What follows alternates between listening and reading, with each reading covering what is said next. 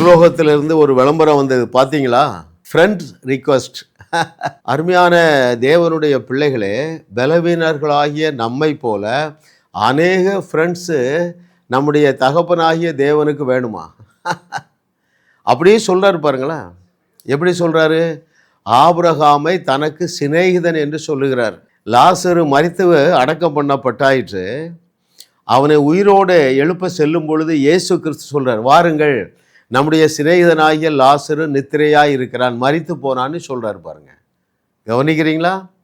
சீஷர்களை பார்த்து சொன்னார், நான் இனிமேல் உங்களை ஊழியர்கள் என்று சொல்ல மாட்டேன், என்னுடைய சிநேகிதர் என்று சொல்லுவேன்கிறார் பாருங்க. உங்களைப் போல என்னை போல பலவீனமான மனிதர்களையும் பலவீனமான மனுஷிகளையும் தனக்கு ஃப்ரெண்டாக மாற்றிக்கொள்ள தேவனுடைய ஆண்டவர் உன்னோடு பேசுகிறார். எத்தனை பேர் கவனிக்கிறீங்க? ரைட்? உடனே நீங்கள் நினைக்கலாம், அங்கிள் உங்களை ஆண்டவர் அழைப்பார், நான் ரொம்ப மோசமான ஆள், உங்கள் அளவுக்கு எனக்கு வேத அறிவு இல்லை. உன்னைத்தான் தேவன் நண்பனாக்கி கொள்ள விரும்புகிறார், தோழனாக்கி கொள்ள, தோழியாக்கி கொள்ள விரும்புகிறார். மகனே மகளே, உன்னை விட என்னை விட ஆபிரகாம் தகுதி உடையவன் கிடையாது, உனக்கு தெரியுமா? அவன் பர்ஃபெக்டடே ஆகலைங்க. உன்னை விட அநேக பாவம் செய்த அது ஒரு சைடு இருக்கட்டும். நாம் அவனை போல பாவம் செய்தவர்களாக இருந்தாலும் we are already perfectly perfected.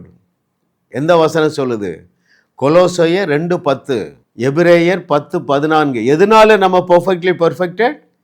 Not out of our obedience. நம்முடைய கீழ்ப்படிதலினால நம்ம பர்ஃபெக்ட் ஆகவே முடியாது. இயேசு கிறிஸ்து சிலுவையிலே கீழ்ப்படிந்ததை நீங்கள் விசுவாசிக்கிறீர்கள் அல்லவா? அந்த ஒப்பற்ற ஒரே பலியினாலே நாம் எப்படி ஆகப்பட்டிருக்கிறோம்? பரிபூரணமாக்கப்பட்டு இருக்கிறோம். ஆபிரகாமுக்கு அந்த வாய்ப்பு இல்லை பாருங்க. அப்போது நீங்கள் யாவரும் தேவனுடைய நண்பனாக தகுதி உடையவர்களாக இருக்கிறீர்கள். You are fully qualified to be his friends.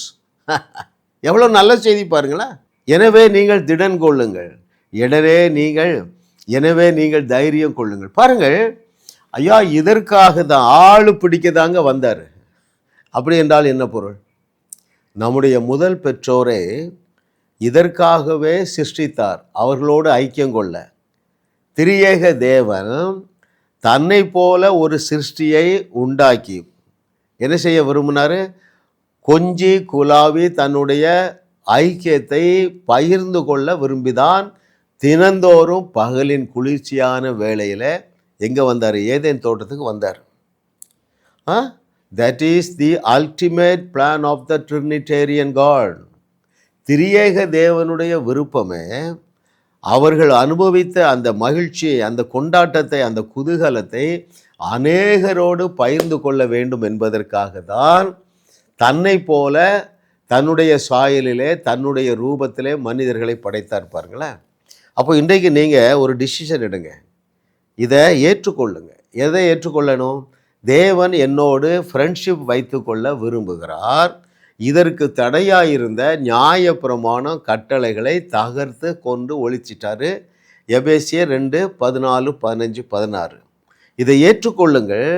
உங்களை ரட்சித்த உங்கள் தகப்பனாகிய தேவன் மிகுந்த சந்தோஷமடைவார்.